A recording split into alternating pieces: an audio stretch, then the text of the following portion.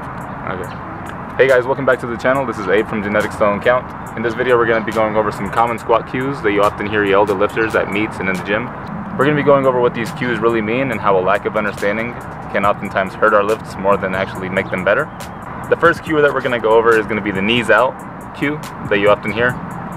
Now what this cue really means is creating torque in the legs. Now torque is going to be a twisting motion that actually creates force.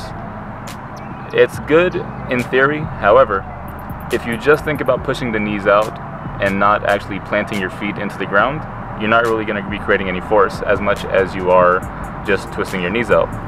So what often happens is that people exaggerate the knees out motion without actually considering their feet in the equation at all. So what we'd want to see is what's called rooting our feet into the ground. Darrington Wright actually has a lot of good videos about this, but what we think about doing is we take our big toe, our little toe, and our heel of our foot, and imagining that we're trying to dig them into the ground, keeping our toes flat, not curling up too much, and then actively thinking about twisting our feet out. Now what that does is it keeps our feet secure to the ground.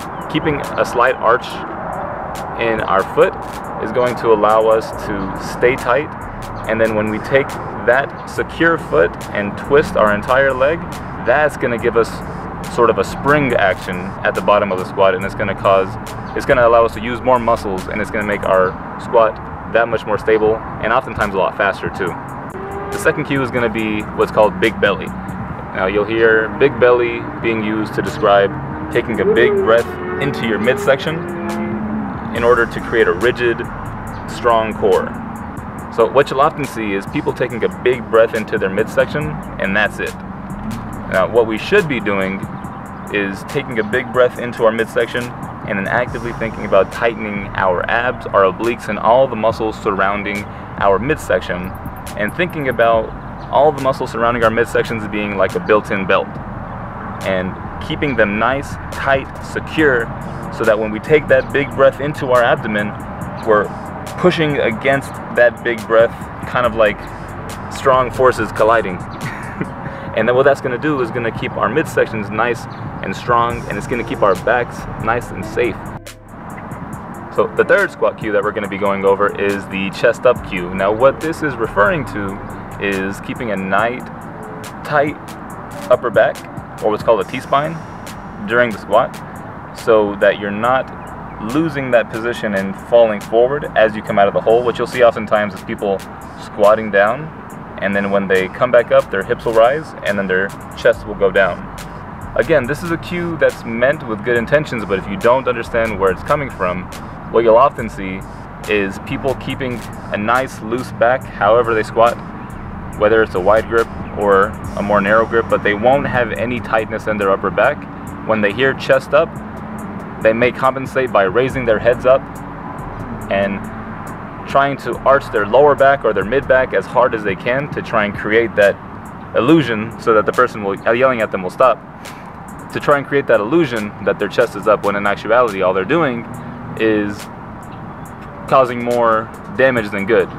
If you arch your lower back and your mid back, you're losing all that nice bracing that we worked on by keeping our midsection pressurized, and you're not gaining anything. So what we would want to see is keeping a nice tight upper back, and how you can achieve that is by either bringing in your arm or your hand placement on the bar closer so that your back is just more naturally flexed, and also thinking about bringing your shoulder blades in, so that if you think about somebody putting a pencil between your shoulder blades, you're trying to keep that in place. So you're going to be squeezing your shoulder blades, and then once you have that set, you're going to be thinking about bringing your shoulders back. So again, shoulder blades squeezed together like there's a pencil between them, and then shoulder blades down to arch the upper back. If you want to think about arching, arch the upper back and then keep the mid back and the lower back nice and neutral with that big breath that we've taken in and all the pressure that we've built with our muscles.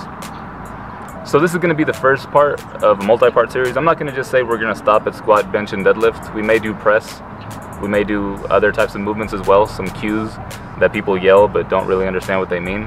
The main goal here is just to make sure that we are lifting as efficiently as we can, but also having a basic understanding about what we're saying before we say it to other people as well. If you like the video, give it a like. If you have any comments about what you'd like to see in the future, or if you have any comments on how this video can be better, let us know. We're recording in front of a graffiti wall in Fort Worth, Texas. Nice overcast. So if you like this scenery, let us know and we'll do more videos like this. But for now, that's the video. See you guys in the next one.